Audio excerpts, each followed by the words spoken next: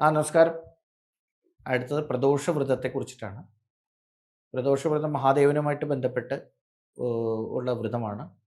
ത്രയോദശി ദിവസം സന്ധ്യസമയം വരുന്ന സമയത്താണ് പ്രദോഷവ്രതം ആചരിക്കുന്നത്. പ്രദോഷ വ്രതത്തെ സംബന്ധിച്ചിടത്തോളം ഇതുപോലെ തന്നെ വളരെയധികം പ്രാധാന്യമുണ്ട്. ആ വ്രതമെടുക്കുന്നവർക്ക് ഭഗവാന്റെ അനുഗ്രഹം ഉണ്ടാകും. ജീവിതത്തിൽ എല്ലാ തരത്തിൽ ഭൗതിക സുഖങ്ങളും ഉണ്ടാകും. ആ വ്രതത്തിൻ്റെ ഒരു പ്രത്യേകത എന്താണെന്ന് വെച്ച് കഴിഞ്ഞാൽ, ആ വ്രതം പാർവതീ ദേവിയെ സിംഹാസനത്തിൽ ഇരുത്തിക്കൊണ്ട് ഭഗവാൻ നടരാജ നൃത്തം കഴിക്കുന്നു ത്രയോദശി നാളിൽ എന്നുകൊണ്ട് എന്നാണ് അതിൻ്റെ അർത്ഥം. പ്രദോഷം എന്ന വാക്കിൻ്റെ അർത്ഥം പോലെ എല്ലാ ദോഷത്തെയും ഇല്ലാണ്ടാക്കുന്നതാണ് പ്രദോഷവ്രതം. പ്രദോഷവ്രത സമയത്ത് സന്ധ്യസമയത്ത് നാമം ജപിക്കുക, വേദമന്ത്രോച്ചാരണങ്ങൾ നടത്തുക, ആ സമയത്ത് ക്ഷേത്രങ്ങളിലൊക്കെ അഭിഷേകങ്ങൾ നടത്തുക, അങ്ങനെ തുടങ്ങിയ അനേകം കാര്യങ്ങൾ ഈ സമയത്ത് നടക്കും. പ്രദോഷവ്രതം എടുക്കുന്നവരെ സംബന്ധിച്ചിടത്തോളം അവർ ജീവിതത്തിൻ്റെ എല്ലാ പ്രതിസന്ധികളെയും അതിജീവിച്ച്, മരണത്തെ പോലും അതിജീവിച്ച് മുന്നോട്ട് പോകും. കാലകാലൻ എന്ന് മഹാദേവനെ എപ്പോഴും വിശേഷിപ്പിക്കാറുണ്ട്.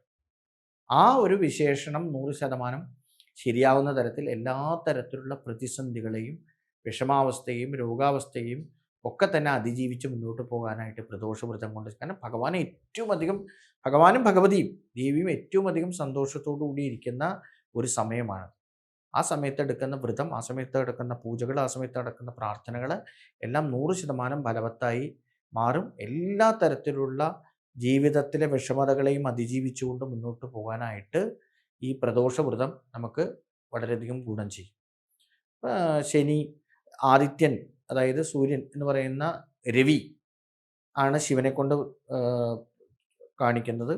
ആ ആദിത്യൻ ദുർബലപ്പെട്ട് നിൽക്കുന്ന, ഇപ്പോൾ തുലാം രാശിയിലൊക്കെ നിൽക്കുന്ന ആണെങ്കിൽ ആ ആദിത്യൻ്റെ കൊണ്ടുണ്ടാവുന്ന കഷ്ടകാലങ്ങൾ, വിഷമതകൾ, ദുഃഖങ്ങളും ഒക്കെ നമുക്ക് അതിജീവിച്ച് മുന്നോട്ട് പോകാനും ഒക്കെ ഈ പ്രദോഷവ്രതം കൊണ്ട് സാധിക്കും. പ്രദോഷവ്രതത്തിന് ആഗ്രഹത്തിൻ്റെ മാത്രമല്ല, നവഗ്രഹങ്ങളെയും ദോഷങ്ങളെയും അതിജീവിക്കാനും എല്ലാ തരത്തിലുള്ള ദേവന്മാരുടെയും അനുഗ്രഹം ലഭിക്കുന്നതിനും ഈ പ്രദോഷവ്രതം കാരണമായി തീരും എന്നുള്ള കാര്യത്തിൽ വളരെ അനുഭവങ്ങൾ നമ്മളെ സംബന്ധിച്ചിടത്തോളം എല്ലാ തരത്തിലുള്ള പ്രതിസന്ധികളെയും ജീവിതത്തിൽ കടന്നു പോകാൻ, രോഗങ്ങളെ അതിജീവിക്കാൻ, സാമ്പത്തികമായിട്ടുള്ള ബുദ്ധിമുട്ടുകൾ അതിനെ അതിജീവിക്കാൻ ഒക്കെ ഈ പ്രദോഷവ്രതം കാരണമാകും. പ്രദോഷവ്രതം കൊണ്ട് കേവലം ഭൗതികമായിട്ടുള്ളത് മാത്രമല്ല, ആധ്യാത്മികമായിട്ടുള്ള ഉണർവും ഉത്സാഹവും അതുപോലെ തന്നെ ആധ്യാത്മിക യാത്രയിലുള്ള ഉന്നതിയും ഒക്കെ തന്നെ ഭഗവാൻ നമുക്ക് നൽകും. അതുകൊണ്ട് പ്രദോഷവ്രതം വളരെയധികം പ്രാധാന്യമുള്ള ഒരു വ്രതമാണ്.